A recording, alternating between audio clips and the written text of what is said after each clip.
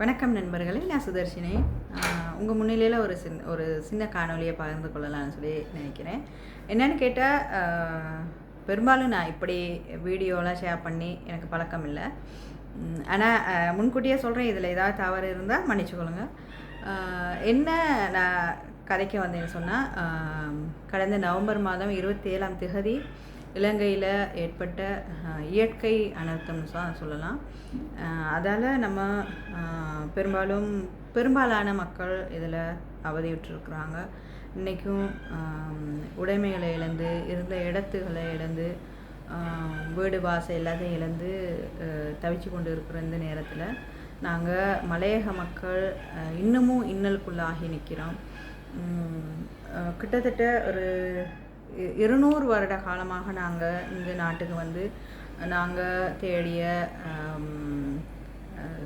சொத்துன்னு சொல்லலாம். நாங்கள் தேடிய சொத்து, நாங்கள் எங்களுக்காக அமைத்து கொண்ட தொழில், எல்லாமே எல்லா வசதிகளையும் இழந்து நாங்கள் இன்றைக்கி தவித்து கொண்டு இருக்கிற போது எங்களுக்கு ஆதரவாக பெரும்பாலான இலங்கை மக்கள் இனம் மதம் கடந்து நமக்கும் உதவி செய்கிறாங்க. அப்படி இருக்கையில் இன்றைக்கி வடக்கு கிழக்கு தமிழர்கள் வந்து எங்களுக்கு கை கொடுத்து வடக்கு கிழக்கில் வந்து குடியேறுங்கன்னு சொல்லி வடக்கு கிழக்கு சாமானிய மக்கள் மட்டுமல்ல, வடக்கு கிழக்கு பிரதிநிதிகளும் எங்களை வடக்கு கிழக்கு அழைப்பு விடுத்திருக்கிறாங்க. இது என்னோட அபிப்பிராயத்தில் நான் உண்மையிலே சொல்கிறேன், இது நம்ம மக்களுக்கு ஒரு நன்மையை தரக்கூடிய ஒரு விடயம். என்னென்னு கேட்டால், நாங்கள் 200 வருட காலமாக இந்த மலையகத்தில் இருந்தோம். மலையகம்தான் எங்களுக்கு அடையாளம் சொல்லி இருக்கிறத விட, நாங்கள் தமிழர்கள், எங்கே இருந்தாலும் நாங்கள் தமிழர்கள் தானே. நாங்கள் மட்டும் ஏன் எங்களை மட்டும் இப்படி ஒரு அடையாளமாக பிரித்து எங்களை காட்டணும்னு சொல்லி நாங்கள் எதிர்பார்க்குறோம்.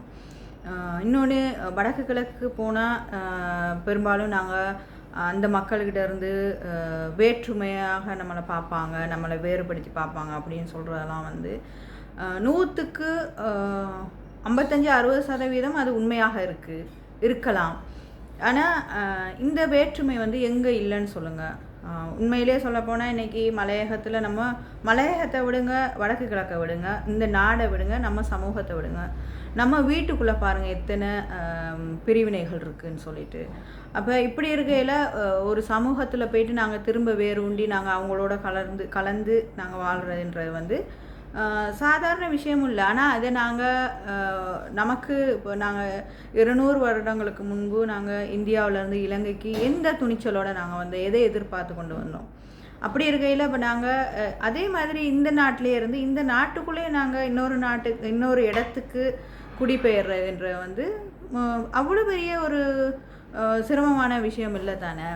இப்போ நம்ம இதை கொஞ்சம் நாங்கள் எங்கள் தமிழ் சமூகம், மலையக சமூகம் இதை கொஞ்சம் யோசிக்கணும். மேலும் மேலும் அதே மலை உச்சிகளில் வீடுகளை கட்டி கொடுத்து திரும்ப நாங்கள் இந்த மாதிரி இழப்புகளை சந்திக்கிறதுக்கு தயாராக இருக்கிறோமா, அதே யோசிக்கணும் நீங்களும். பெரும்பாலும் இதை எதிர்க்கிறவங்க கொஞ்சம் பேர் இருக்கிறாங்க.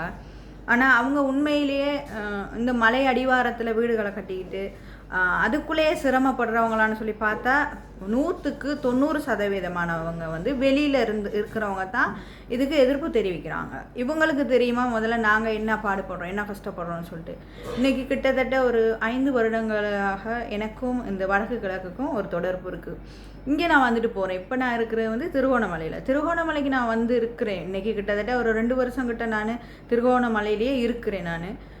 ஆனால் என்னோடய மலையக தொடர்பு வந்து துண்டிக்கப்படலை. நான் பதிலைக்கு போகிறேன், வாரேன், எல்லாம் செய்கிறேன். ஆனால் திருகோணமலையில் இருந்து எனக்கு இந்த மக்கள்கிட்ட இருந்து என்றைக்குமே ஒரு பிரிவினையான ஒரு வார்த்தையை நான் கேட்டதும் இல்லை, எதுவும் இல்லை. நம்மட மலையகத்தில் வந்து நான் இருக்கிற பக்கத்து வீட்டில் கூட சாதி என்ன அப்படின்ற ஒரு கேள்வியோடு எல்லாத்தோடையும் பழகுற ஒரு சமூகத்தில் இருந்துக்கிட்டு இன்றைக்கி வடக்கு கிழக்கு மக்களோட வந்து நாங்கள் இணைஞ்சி இருக்கிற நேரம் அவங்க நம்மளோட சாதியை கேட்பாங்க, சாதியால் வேறுபடுத்தி பார்ப்பாங்க, ஒரு சமூகத்தை நம்மளை வேறுபடுத்தி பார்ப்பாங்கன்னு சொல்கிறது வந்து 100க்கு 65-70% நான் உண்மையிலே இதை மறுக்கிறேன்.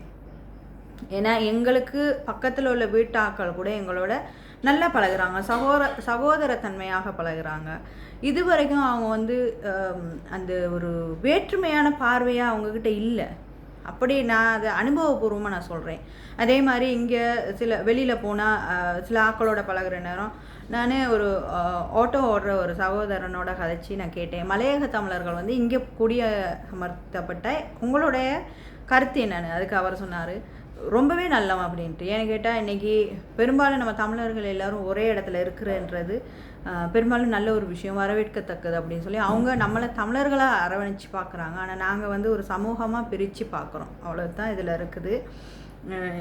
என்னென்னு கேட்டால் நம்ம தமிழ் சமூகம் மேலும் மேலும் மலையக மக்கள் வந்து மேலும் மேலும் அதுக்குள்ளேயே கிடந்து அதுக்குள்ளேயே கஷ்டப்பட்டு கிட்டத்தட்ட 25-30 வருஷமாக, கிட்டத்தட்ட 15-20-25 வருஷத்துக்கு மேலே தான் அந்த எஸ்டேட்டுக்குள்ளே நாங்கள் தேயிலைக்குள்ளேயும் மல்லு கட்டிகிட்டு இருக்கோம்.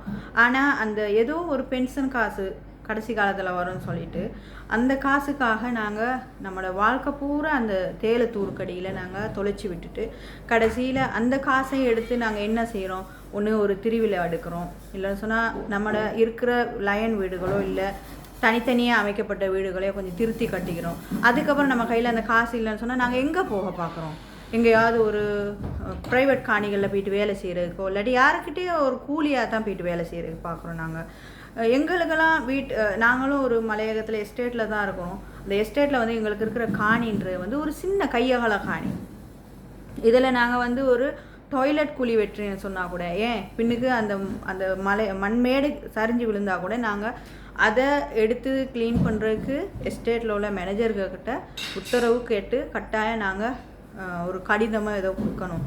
அவங்களோட உத்தரவு இல்லைன்னு சொன்னால் நாங்கள் அதை அகற்றுறதோ இல்லைன்னு சொன்னால் அதிலேருந்து எதையோ செய்கிறதுக்கோ நாங்கள் அவங்ககிட்ட அனுமதி இல்லைன்னு சொன்னால் செய்ய இயலாது.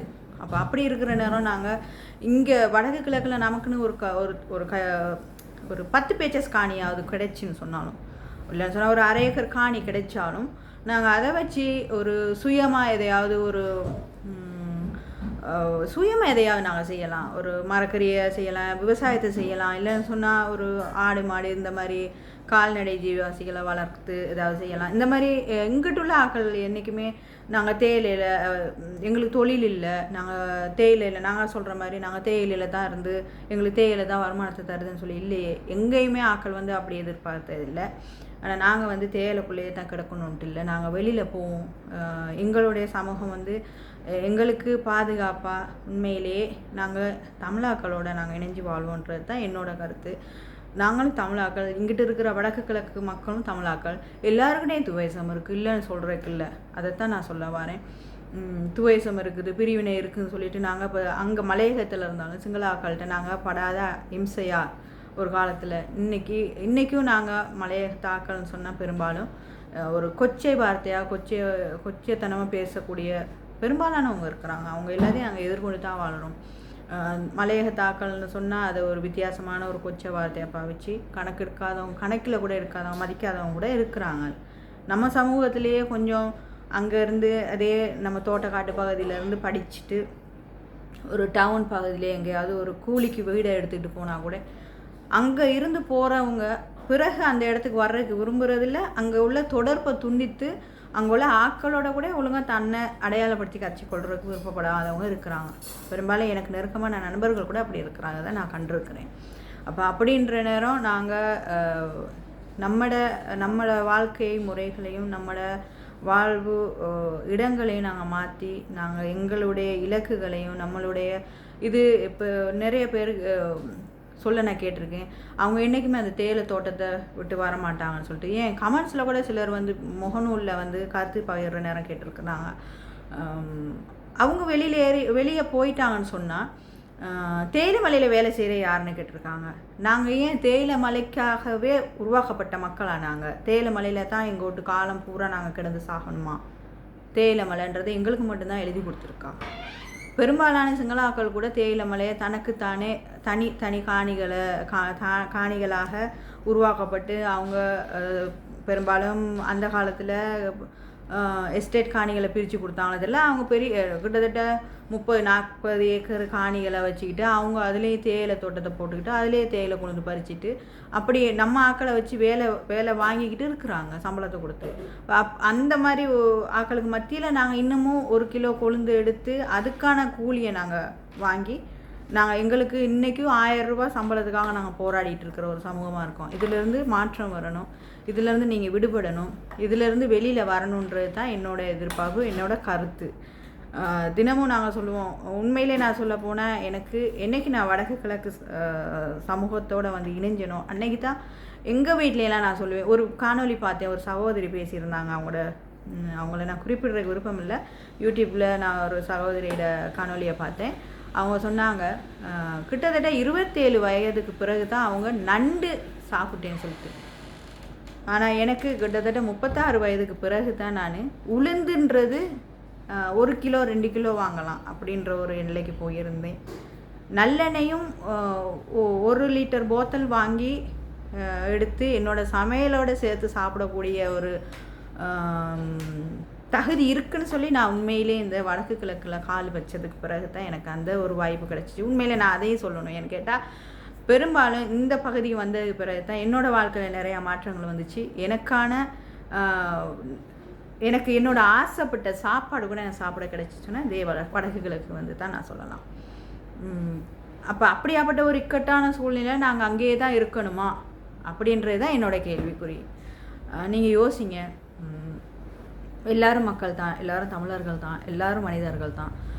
தமிழ் மக்கள் மட்டும் இல்லை, எல்லா இன மத மக்கள் எல்லாருலேயும் நல்லவங்களும் இருக்காங்க, கெட்டவங்களும் இருக்கிறாங்க. நாங்கள் எல்லாத்தையும் ஃபேஸ் பண்ணணும், எல்லாரையும் எதிர்கொண்டு தான் நாங்கள் வாழணும்.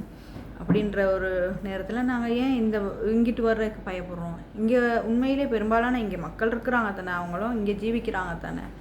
அப்படின்ற நேரம் அரசாங்கம் மூலமாக எங்களுக்கு உண்மையிலே காணி தந்து இந்த பகுதிக்கு குடியமர்த்தினாங்கன்னு சொன்னால் தயவு செய்து நான் உங்கள் எல்லாத்துக்கிட்டையும் கேட்டுக்கொள்கிறேன். தயவு செய்து வடக்கு கிழக்கு பகுதியில் வந்து நீங்கள் குடியேறுங்க. அவ்வளோதான் சொல்லணும். நன்றி.